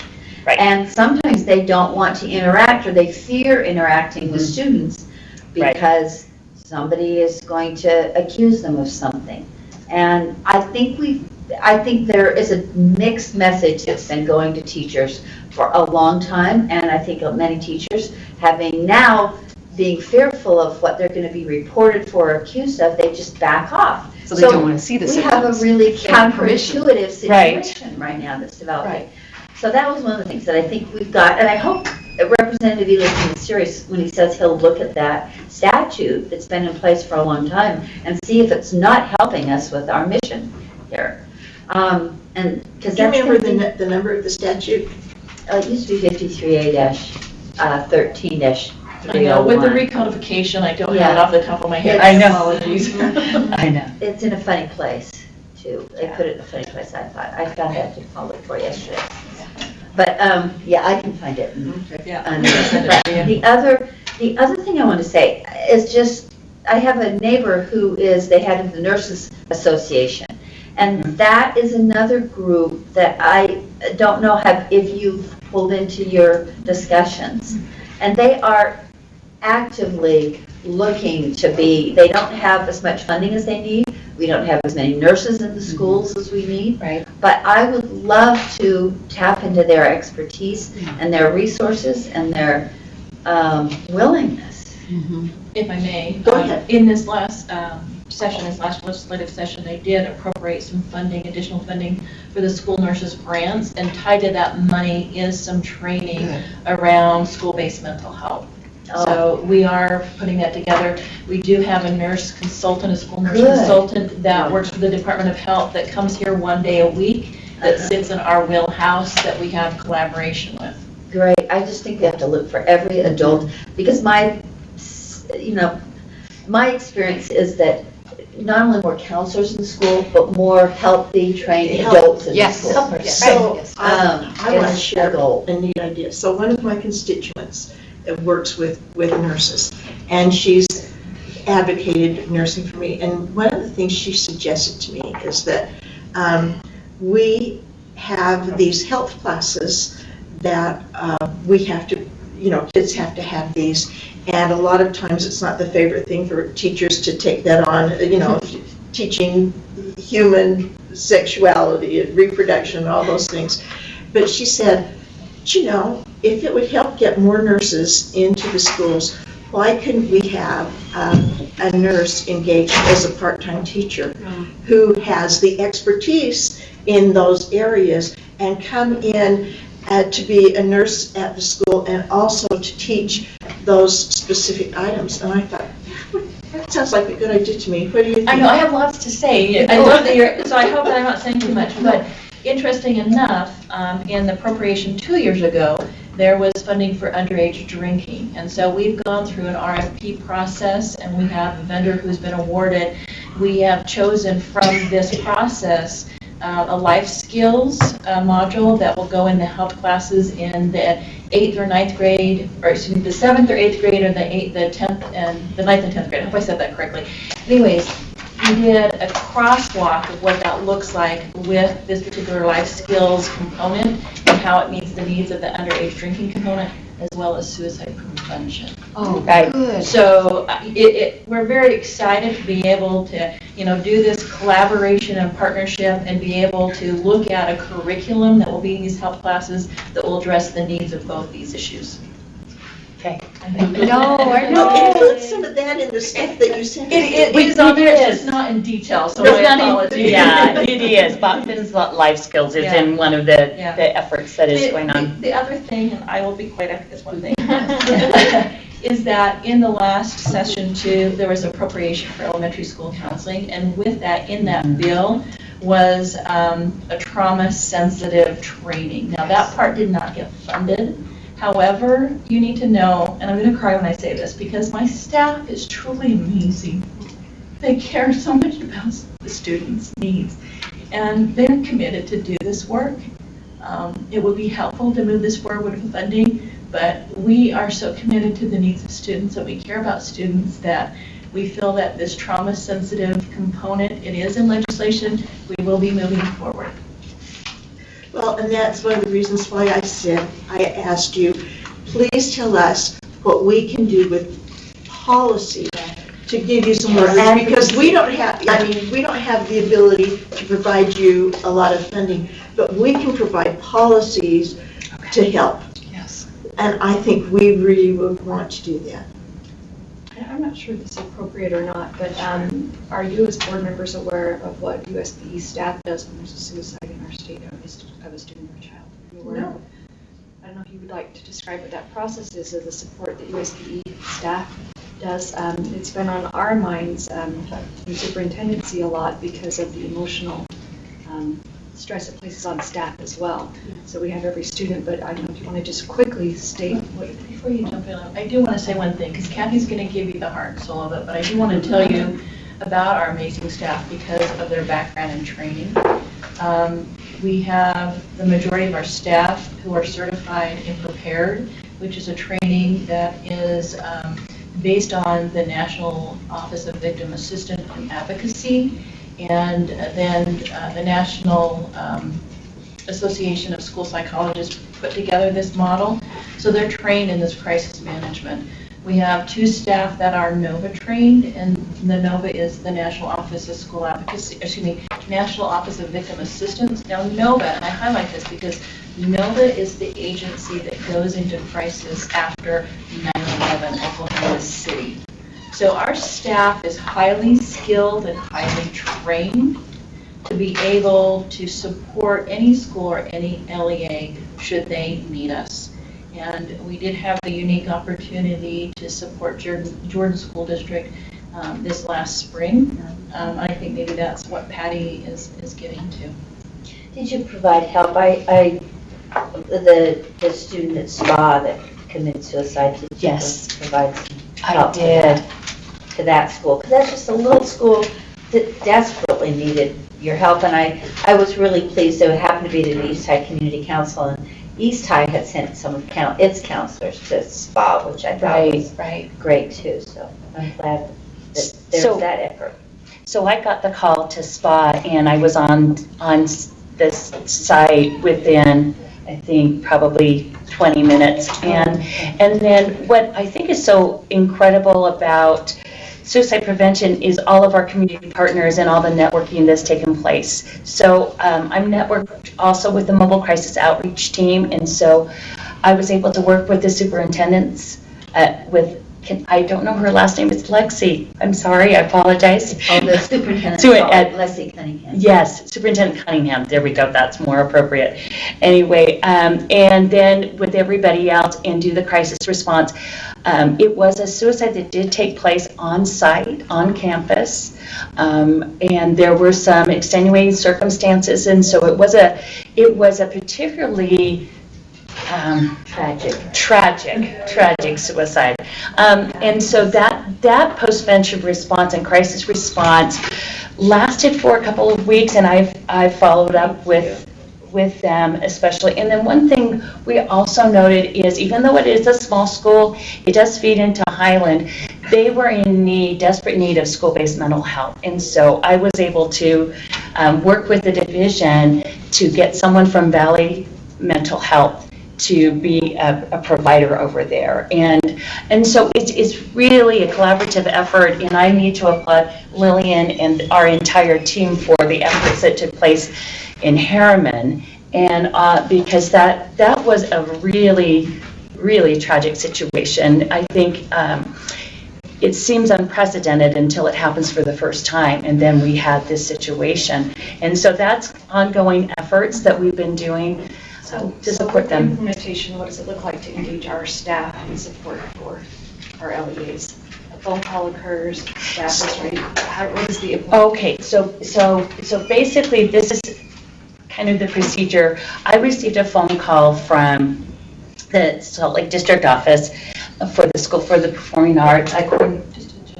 Just in general. So we get a call from either a superintendent or someone, and then we go ahead and kind of assess the situation, provide as much support as we need to, technical assistance, and if needed. In that situation at the School for the Performing Arts, it was really necessitated me to be there, and other support staff as well. Do the LEAs all know that you do that? Yeah. Do you think the school districts and even the charter schools, the more random, small, remote charter schools, do you think they know? I think that's a very good question, that we have offered that up through their student services directors.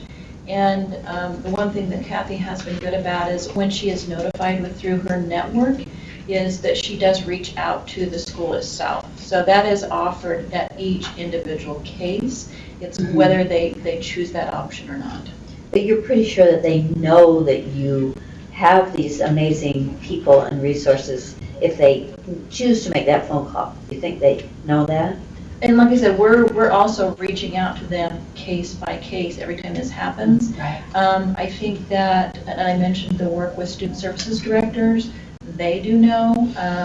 Probably, I would dare say we probably need to do a better follow-up with our charter schools, but what happens is there's a lot of change in staff at charters. Oh, yeah. So they may not, we're sending the message, and with the change of staff, and we probably need to do a better follow-up. Here's a thought to make a note of for next year. Right. There is a charter school, big charter school conference that happens every summer. It's next week.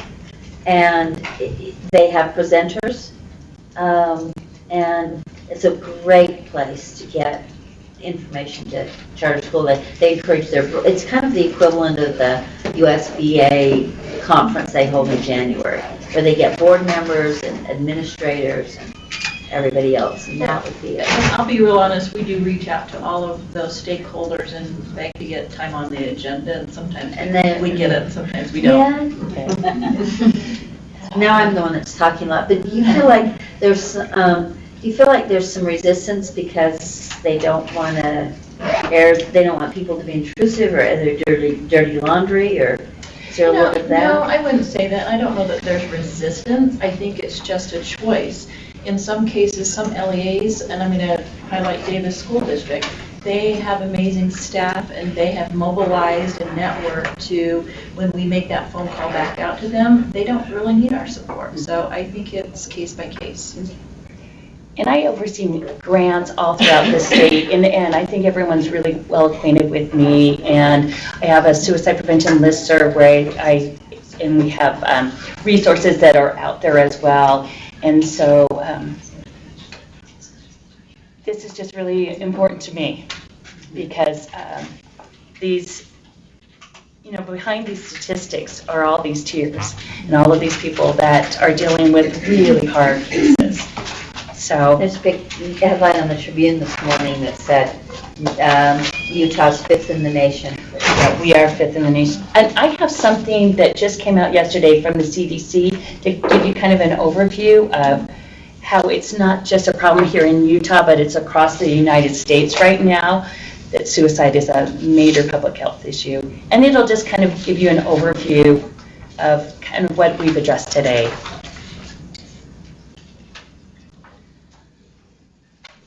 Well, thank you so much, and keep up the good work. I mean, Thank you. You can make Thank a you for this difference for opportunity. even one kid, that's wonderful. Yeah. I just want to add one thing. Please do. Yesterday, it was reported, well, this was reported in finance, so I just need to give a shout out to the staff. You've already heard all the great things, and so I won't belabor that, but Lily and I were conversing about just all the, they have a ton of work, you can see the load, and we just even, what was it, only 2 days ago, we talked about you can use somebody else to support with mental health. And so when we were on the Hill yesterday, represented by Scott and Public Ed Appropriations, we were able to talk about what we did with the $543,000 that they gave us, and that we targeted support and mental health as part of that. And they were so appreciative about how quickly Lillian turned around getting those folks hired, that it was able to tee us up for Scott to be able to say, and we need another person to support mental health for next year. So even though you haven't really put that as part of your budget priority, I think it's important to note that that was teed up for the legislature already. So that's on their radar. And this is probably a report that would be good for interim or somebody to hear as well. But just know that that's sort of in the queue as we made the case for we needed them immediately.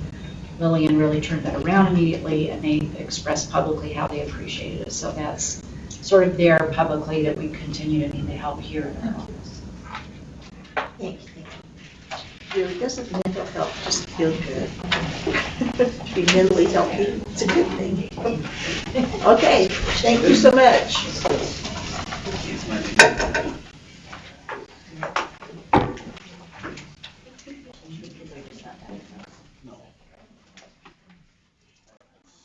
Okay, so we have one more item. This is an action item that is a rule. It's an action item. Uh-huh. 277-718. 718, draft one. So this is out of time, out of school time. Program standards. This is a new rule, it looks like. It's created because of a bill that was passed. And so please introduce yourselves, and we got Kimberly and Camille. Correct. Okay. Kimberly, Dustin. Oh, you said it right. And Camille Sheik. Perfect. Which one? Chic. Camille Sheik. Thank you for joining us. So we'll go ahead and hear from you. Let us know about this new rule. Okay. I'm Kim Augustin, Kimberly, but either one I'll answer to. We oversee between both of us different programs with after-school programs, intergenerational poverty, gang prevention, partnerships for student success. I think that covers the gamut. With this, Senator Escamilla created a bill for the out-of-school time program quality improvement grants, and the purpose of this is it's not to start new after-school programs. The purpose of this is to enhance programs, after-school programs that already exist, to show quality and improvement. So that's what this is for. So it's not a lot of money, but it's going to have hopefully a large impact. So it will, just to kind of tell you a little bit about it, and then if you'd like to know more information, please ask. It will go out as a competitive grant process, and like I said, to programs that are already existing. And what it is it's $125,000 given to the Utah State Board of Education, and then $125,000 given to the Department of Workforce Services. So we will work in conjunction. Workforce Services will take on nonprofit organizations, people out in the community, community-based organizations that want to apply, and the Utah State Board of Education will take on the LEA's charter schools that want to apply. There is a 10% set aside for administration costs. Some of that, we figured about roughly 4% or 4,000 will go towards staff admin costs. The other amount will go, we worked out that it will be an in-house evaluation done with Aaron Bruff's team. Whitney Phillips was the one that worked with Aaron Bruff to decide that that would happen here in-house to do an analysis, to do a report that we need to give out each year to really show if it's making academic gains based on what we're doing. There is an observation piece to this that needs to go out, and we will have, it's through the Utah After School Network, the out-of-school time specialists do what's called a PQA. It is a program quality assessment that they'll go out and do observations. It's a very evidence-based program so that we can actually measure quality, because we have to know what quality is, and so there's got to be a standard tool to be able to observe that. We're hoping to, we don't have a hard number yet on how many kids will impact by this, because it depends on who applies and how much they apply for and what they're applying for. So as we've been talking, we believe that the number of students will probably be between 100 to 300 students, and we believe it could fund anywhere from 3 to 5 programs depending on the amount. So like we said, it's a very small program, small number. And it's for something like to help with academic gains, also with quality. So an example could be that a LEA that has a current after-school program wants to apply to be able to provide, to have a certified teacher stay after school to provide targeted academic tutoring. And with that, that money would go to that, and obviously that would take up for a teacher's salary quite a bit of money, and there wouldn't be probably anything left over for them to do anything else with. So with that, and they could, it depends how they structure their application. They could affect 20 kids up to 100 kids or more. We just, depending on how they apply that. So we won't know that until the actual application comes in. And then one of the priority points is given to students who have higher for your reduced lunch numbers. That was the main goal, is to really get into those areas of students that need the programming and who really need the high quality after school programs to maintain academics and to try to help move towards that. I mean, it really ties in with our initiatives with intergenerational poverty and all of that to help move the needle forward. Is there anything else that I match? Do you want to talk about that? Yeah. There is a match, there is a private match requirement. We are hoping Utah After School Network executive directors working closely with Senator Escamilla to secure the private match so that it will just be available. So once we have the full amount, when the prospective applicants are in the process of developing their application, they can just use that match. That will go to Utah After School Network, and they'll distribute it so they don't have to find the private match. That was something we discussed when we were developing the bill, or we were giving feedback that it would be hard for LEs to have that private match. Some of them can do it, but some of our smaller LEs, that's hard to get private match. So that process is being tied up so we can secure that match. And who are you securing that funding from? Senator Escamilla is working with for-profit corporations, including IBG Incorporated. That match has been secured. We don't know the exact number yet, but we know that match has been secured. Endeavor was also someone who testified during the legislative session, so we are hoping some match will come from them.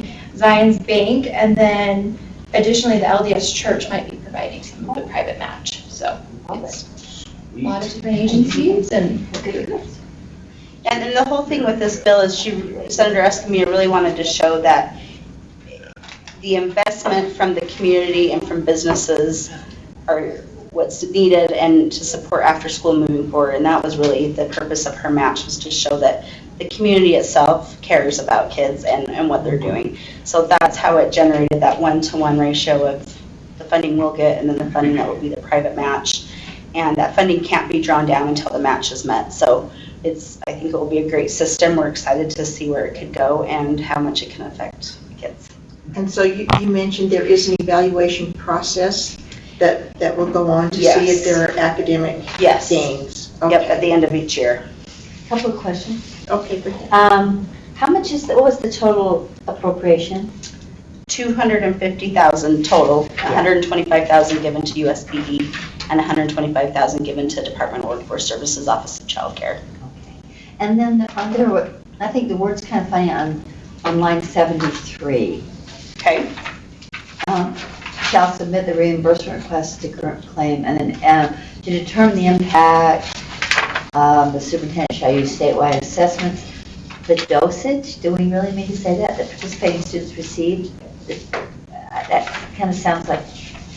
So that's an after-school term. I mean, we can decide whatever. 73. It's on 73.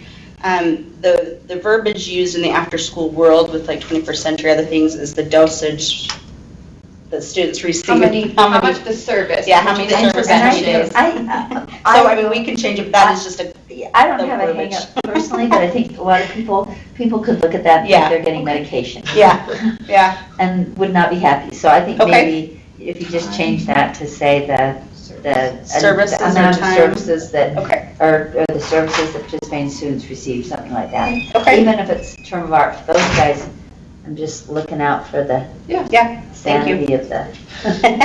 We don't want any We don't want them to think we're prescribing any medication. No, we're not. Maybe give it to them for 30 days. No, even if I need it, we're not. We don't want to get into that business. Okay, thank you for that.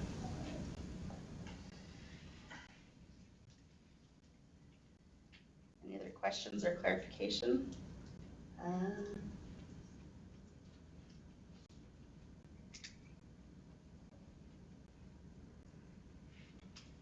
I move that we approve this on first reading and send it to the board for consideration for second and final reading. Second.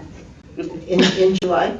Yes. That's, they would like, you would like it in Consent July, calendar. correct? Yes, ASAP. you would if that would Get the application out. Okay. Is there any further discussion to this? Okay, then all in favor, Patty, do you have some? Just one last thing. Okay, last thing. This will be our last time seeing Kim Augustine. She- Oh. Augustine. Is moving to Davis School District to be an assistant administrator at Oh. Centennial. Syracuse. Syracuse Yeah. Junior High School. Oh, for you. Fabulous opportunity. Great. Thank you. Mixed emotions. I mean, I've enjoyed it, but I've learned a lot and have new tools to add to my That's so. toolkit, so that's thank so you. good for you. It's better on the ground. I miss kids. Exactly, that's what I'm saying. Isn't Better on the that, ground. I Thank hear you. that all the time from people in the office areas, is that, well, this is great, but I want I know. There's a huge energy that is just so much, I mean, I miss it 40 years later. 40 years or 40. Anyway, shall we vote? to. Okay, let's vote. Sorry. So, all those in favor of Carol's motion, say aye. Aye. Aye. All right, it is unanimous. Thank you so much. Thank you very much. Thank you, just in time. Oh, yeah. There was just one Was more there a change. Okay, Yeah. you got I could- yep. Oh, as amended, we probably. Yeah, and yes. Oh, Sherry, will you make that as amended? Got it. Church it up.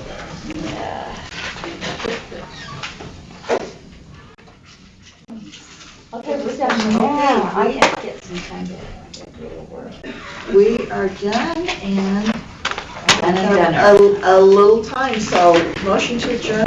I move we adjourn? Yes, sir. Thank you, Scott, all in favor? Aye.